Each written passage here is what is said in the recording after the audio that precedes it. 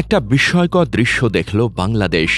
দেখল একটি সংগঠন, জনতার একটি মহাসাগর, শৃঙ্খলা আর নিষ্ঠার অসামান্য উদাহরণ, নেতৃত্বের অনমনীয় দায়িত্বশীলতা, আনুগত্যের অনন্য নিদর্শন, ভ্রাতৃত্বের অসামান্য বন্ধন, ত্যাগ ও কষ্ট স্বীকারের পরাকাষ্ঠা।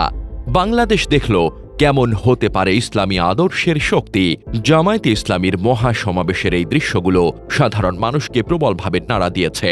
এই বিস্ময়ের বহিঃপ্রকাশ দেখা গেছে সাধারণ মানুষের কথায়, সোশ্যাল মিডিয়ার লেখায়। একটি ভিডিও দৃশ্যে সোশ্যাল মিডিয়া এখন সয়লাব। জামায়াতের আমির বক্তৃতা দিতে দিতে জ্ঞান হারিয়ে মঞ্চে পড়ে গেলেন। জ্ঞান ফিরতেই আবার উঠে দাঁড়ালেন, আবার পড়ে গেলেন। ডাক্তারদের নিষেধ উপেক্ষা করে বসেই তিনি শেষ করলেন কথা। তার কথায় অসুস্থতার রেশ ছিল, কিন্তু দৃঢ়তার অভাব ছিল না। তার দায়িত্বশীলতা, অদম্য মনোবল বহু মানুষকে প্রবলভাবে নাড়া দিয়েছে। বহু মানুষ এই দৃঢ়তার প্রশংসা করা থেকে নিজেদের সংযত রাখতে পারেননি। এদের তালিকায় জামায়াতের বহু সমালোচকও রয়েছে। অনেকেই বলছেন, রাজনৈতিক দলগুলোর জন্য জামায়াতের আমির কঠিন উদাহরণ তৈরি করে গেলেন। আমি আজকে জামাতের আমির হিসাবে এখানে কথা বলতে আসিনি। আমি এসেছি বাংলাদেশের 18 কোটি মানুষের একজন হয়ে কথা বলতে। যাদের স্মৃতিশক্তি 24 ঘন্টার চেয়ে খানিকটা বেশি স্মরণ করতে পারে, তাদের আরও কিছু দৃশ্য মনে থাকার কথা। 1994 সালের 26 জুলাই চট্টগ্রামের লালদিঘি ময়দানে জনসভার আয়োজন করেছিল জামায়াত। সেখানে প্রতিপক্ষের মুহুর্মুহু গুলির মধ্যে অবিচল দৃঢ়তা নিয়ে বক্তৃতা দিয়েছিলেন জামায়াতের তখনকার আমির অধ্যাপক গোলাম আজম। সেই দিন প্রতিপক্ষের গুলিতে 5 জন নিহত পর্যন্ত হয়েছিল। একই দৃশ্যের পুনরাবৃত্তি হয়েছিল 2006 সালের 28 অক্টোবর। রাজধানী পল্টন ময়দান সেদিন ছিল ভয়াবহ রণক্ষেত্র। দলের নেতারা তখনকার আমির মাওলানা মতিউর রহমান নিজামীকে সভার মঞ্চে উঠতে নিষেধ করেছিলেন, কিন্তু ভয়াবহ যুদ্ধ পরিস্থিতির মধ্যেই শান্ত ও দৃঢ়তার সাথে বক্তৃতা শেষ করেছিলেন মতিউর রহমান নিজামী। সেদিনও আওয়ামী ফ্যাসিবাদীদের লগি বৈঠার তাণ্ডবে বহু মানুষ নিহত হয়েছিল। অতীত যারা স্মরণ করতে পারেন তারা বুঝতে পারবেন, ডাক্তার শফিকুর রহমান সেই অর্থে ব্যতিক্রমী কোনো নেতা নন। তিনি একটি অনন্য আদর্শের ধারাবাহিকতা মাত্র, যে আদর্শ বিরামহীন, অগণিত মৃত্যু ভয়হীন নেতৃত্ব সৃষ্টি করে চলেছে। যে আদর্শ সত্যাশ্রয়ী, সেই আদর্শ কেমন জনগোষ্ঠী তৈরি করতে পারে তারও একটি ঝলক দেখল বাংলাদেশ। আন্তর্জাতিক গণমাধ্যমগুলো বলছে 15 লক্ষ মানুষের সমাগম হয়েছিল সমাবেশে। অনেকেই বলেছেন এই সংখ্যা আরও অনেক বেশি। দেশের 64টি জেলা থেকে মানুষের এই জোয়ার এসেছিল সোহরাওয়ার্দীতে। এই বিপুল জনবলের আসার সুবিধার জন্য কিছু ট্রেন, বাস ও যানবাহনের ব্যবস্থা করেছিল জামায়াত, কিন্তু বিপুল সংখ্যক নেতাকর্মী এসেছিল নিজেদের পকেটের টাকা খরচ করে। নিজের টাকা দিয়ে এই সমাবেশে আসছি। এই বিপুল সংখ্যক কর্মী নিজেদের বাড়ি থেকে রান্না করা অথবা শুকনো খাবার নিয়ে এসেছিলেন। কেউ এনেছিলেন রুটি কলা, কেউ বা শুকনা চিড়া। প্রবীণ একজনকে দেখা গেল পান্তা নিয়ে এসেছেন। অনেকেই বলেছেন, দলের প্রতি ভালোবাসা ও আনুগত্যের এই নজির বাংলাদেশের মানুষ খুব বেশি দেখেনি। সোহরাওয়ার্দী উদ্যানের মহাসাগরে ছিল দেশের সকল জেলার মানুষ, ছিল সকল পেশার মানুষ, তরুণ, যুবক, মধ্যবয়সী থেকে নিয়ে শতবর্ষী বৃদ্ধকেও দেখা গেছে এই জনসমুদ্রে।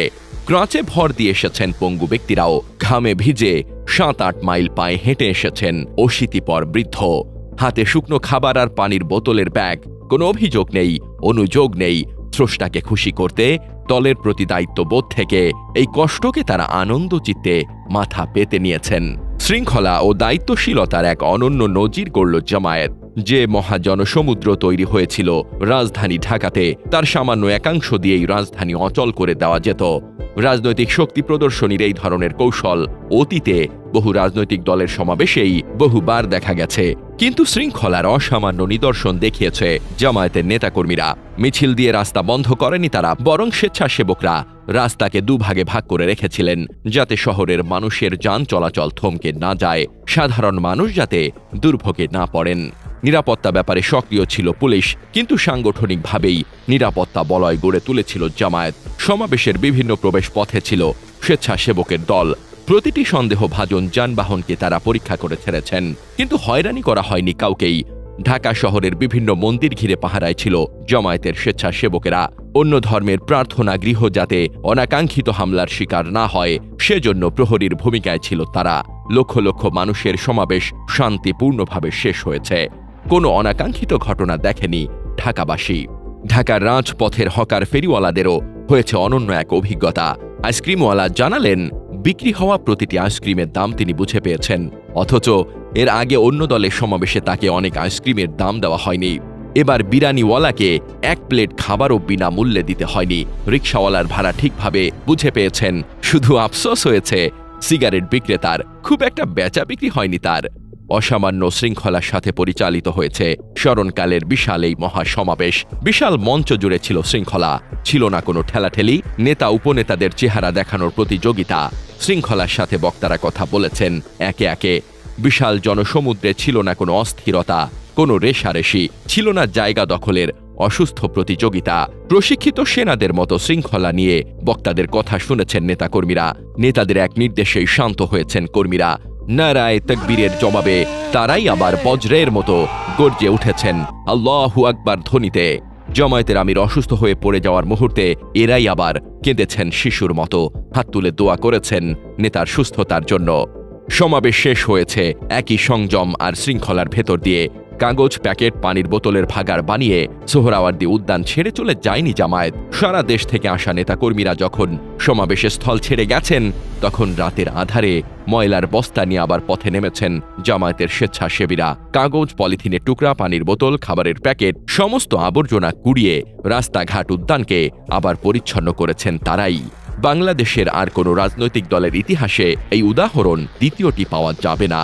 জামায়াতের আমির বলেছেন, জামায়াত ক্ষমতায় গেলে জনগণের সেবক হবে, প্রভু হবে না। জামাতে ইসলামী যদি আল্লাহর ইচ্ছা এবং জনগণের ভালোবাসায় বাংলাদেশের মানুষের সেবা করার সুযোগ পায়, তাহলে মালিক হবে না, সেবক হবে ইনশাআল্লাহ। তিনি বলেছেন, উচ্চবিত্ত শ্রেণী নয়, সাধারণ মানুষের হয়ে কথা বলতে এসেছেন তিনি রিকশা চালক থেকে নিয়ে চা বাগানের শ্রমিকের কথা বলেছেন, খেটে খাওয়া মানুষের কথা বলেছেন।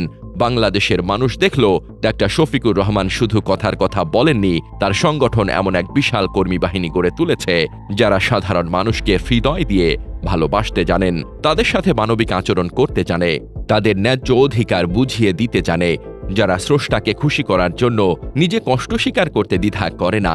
দেশের মানুষ দেখল জামায়াতের আমিরের কথা অন্তঃসার শূন্য প্রলাপ নয়, এমন একদল মানুষ সত্যি তৈরি হয়েছে যারা জনশক্তির বিশালতার দম্ভে অহংকারী হয়ে ওঠেনি, যারা বিনম্র চিত্তে রাজধানীতে এসে আবার বিনম্রভাবে ফিরে গেছে। তারা প্রায় নিঃশব্দে ফিরে গেছে, কিন্তু রাজধানীর সাধারণ মানুষের মনে গভীর দাগ কেটে গেছে। নিজেদের চোখে দেখা এই অভিজ্ঞতা জামায়াতের ব্যাপারে বহু মানুষের পুরনো ধারণাকে চিরতরে বদলে দিয়েছে। এই পরিবর্তনটা অনেক গভীর।